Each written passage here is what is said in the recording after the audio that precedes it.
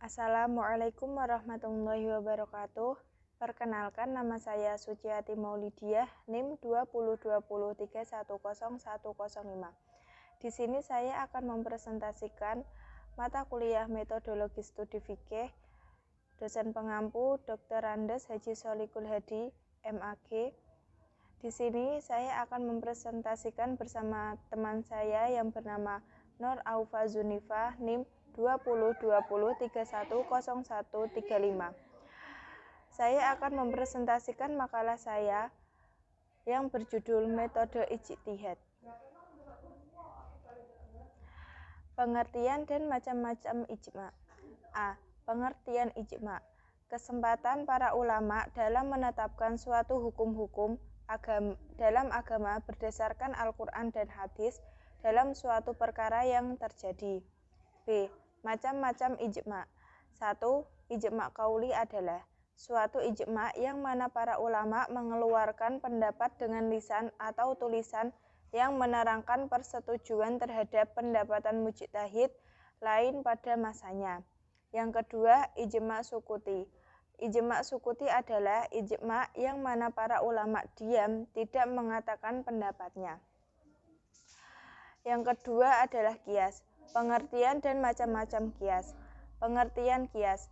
Qiyas adalah menetapkan hukum suatu kejadian atau peristiwa yang tidak ada dasar nasnya dengan cara membandingkan suatu kejadian atau peristiwa yang telah ditetapkan hukumnya berdasarkan nas karena ada persamaan ilat antara kedua kejadian atau peristiwa tersebut.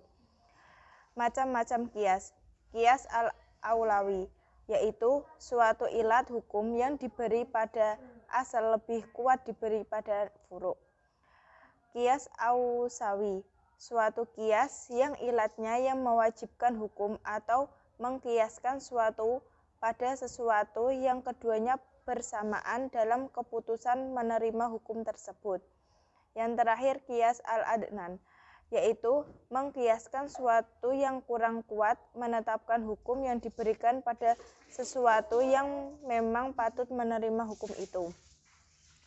Yang ketiga, istihsan. Pengertian dan macam-macam ihtisan. Pengertian istihsan menurut bahasa, ihtisan berarti menganggap baik atau mencari yang baik. Menurut ulama usul fikih ialah meninggalkan hukum yang telah ditetapkan kepada hukum yang lainnya pada suatu peristiwa atau kejadian yang ditetapkan berdasarkan dalil syara'. Jadi, singkatnya, istihsan adalah tindakan meninggalkan suatu hukum kepada hukum lainnya disebabkan karena ada suatu dalil syara' yang mengharuskan untuk meninggalkannya. Macam-macam ihtisan. Ihtisan dengan nas. Setiap masalah yang menunjukkan hukum bertentangan dengan ditetapkannya oleh Allah. Ihtisan dengan ijma. Ihtisan dengan ijma ialah suatu peralihan dari hukum pada satu masalah yang telah menjadi kaidah umum kepada hukum. Ihtisan dengan kedaruratan, yaitu ketika seorang mujtahid melihat ada suatu kedaruratan atau kemaslahatan yang menyebabkan ia meninggalkan qiyas. Yang terakhir, ihtisan dengan urf, meninggalkan apa yang menjadi konsekuensi qiyas menunjuk hukum lain yang berdasarkan karena urf yang umum berlaku. Yang keempat adalah maslahah mursalah. Pengertian dan macam-macam maslahah mursalah. Pengertian maslahah mursalah secara bahasa memiliki arti adanya manfaat. Secara istilah, Imam Ghazali menjelaskan bahwa pada dasarnya maslahah adalah mengambil manfaat dan menolak kemadharatan dalam rangka memelihara tujuan-tujuan syara'. Maslahah mursalah adalah suatu yang baik menurut akal, namun dengan pertimbangan dapat mewujudkan kebaikan dan menghindarkan keburukan bagi manusia. Macam-macam maslahah mursalah. Maslahah mu'tabarah.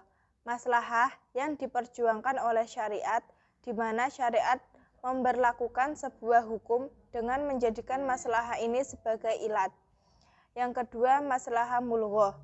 Maslahah yang oleh seseorang bisa jadi dianggap sebagai maslahah. Yang terakhir, maslahah mursalah. Maslahah mursalah yang tidak dijadikan sebagai pertimbangan oleh syariat ketika memutuskan hukum atau sesuatu sekaligus tidak menolaknya. Selanjutnya akan disampaikan kepada Mbak Nafa. Oke, selanjutnya ada pengertian urf dan macam-macamnya. Pengertian urf berasal dari kata arofa, ma'rifa, irfan, al-ma'ruf, yang berarti mengenal pengetahuan, dikenal ketenangan. Bahwa sesuatu yang dikenal oleh seseorang menjadikannya tenang dan tentram. Sebaliknya, sesuatu yang tidak dikenal menjadikan seseorang itu bersikap kasar dan liar. Ibnu Faris, sebagaimana dikutip oleh Umar Sulaiman al-Ashqar, menyatakan bahwa al-urf adalah urutan sesuatu yang mana bagian satu terhubung dengan bagian lainnya secara tersambung. Kemudian ada macam-macam urf, dilihat dari baik dan buruknya. Yang pertama ada urf sahih. Urf sahih adalah kebiasaan atau adat yang benar yang sesuai dengan syara. Sebagaimana contoh dari kebiasaan ini adalah sungkeman dalam tradisi Jawa seperti halal bihalal pada saat Idul Fitri, memberikan hadiah pada momen-momen tertentu seperti ulang tahun dan sebagainya. Yang kedua ada urf fasid, yakni kebiasaan yang rusak berdasarkan pertimbangan syara. Sebagai contoh, budaya judi pada saat pesta pernikahan, mabuk, sambung ayam, memakan riba dan sebagainya. Kemudian dilihat dari materi yang menjadikan sumber kebiasaan. Ada yang pertama ada urf perkataan atau urf qauli, adalah kebiasaan yang berlaku dalam penggunaan bahasa atau pengucapan. Sebagai contoh, menyebut ikan itu bukan termasuk daging. Kemudian ada urf perbuatan. Urf fi'li adalah adat kebiasaan yang dilakukan dalam wujud perbuatan oleh suatu masyarakat. Contoh dalam kebiasaan ini adalah kebiasaan jual beli tanpa akad di supermarket atau swalayan. Kemudian dilihat dari sumbernya, al-urf al-am, yaitu kebiasaan umum, yaitu kebiasaan yang telah dikenal oleh umat manusia di berbagai negara. Sebagai contoh, transaksi memesan pembuatan produk barang seperti pemesanan pakaian dan sebagainya. Kemudian ada al-urf al-khas, yaitu kebiasaan khusus, yaitu kebiasaan yang sudah dikenal oleh sebagian besar manusia di sebagian negara. Sebagai contoh, adat menarik garis khusus keturunan melalui garis ibu atau materi lineal di Minangkabau dan melalui garis bapak atau patrilineal di Batak. Kemudian al-urf al-syar'i, yaitu lafal yang digunakan untuk oleh syara yang dimaksudkan untuk makna yang khusus, seperti misalnya kata sholat. Sesungguhnya kata sholat dalam pengertian bahasa bermakna doa, tapi syara itu menggunakan istilah untuk sesuatu yang khusus. Kemudian ada satu zari'ah. Pengertiannya, satu zari'ah itu terdiri dari kuota, yaitu saddu dan zari'ah. Saddu bermakna penghalang atau sumbatan, sementara zari'ah bermakna alasan, permohonan berpura-pura dan mengantarkan sarana wasilah. Sehingga sad al-zari'ah maksudnya menghambat atau menyumbat atau menghalangi semua jalan yang menuju kerusakan atau maksiat. Contoh, menutup tempat hiburan malam yang ada di suatu tempat. Kemudian ada istisab. Pengertian istisab secara etimologi berarti membersamai dan menjadikan sesuatu sebagai teman dan yang ditemani atau menjadikan persahabatan. Sementara secara istilah, para ulama usul mendefinisikan istisab dalam beragam perspektif. Ada macam-macam istisab, yaitu yang pertama istisab al-ibaha al-asliyah, yaitu istisab yang didasarkan atas hukum asal dari sesuatu, yaitu mubah atau boleh.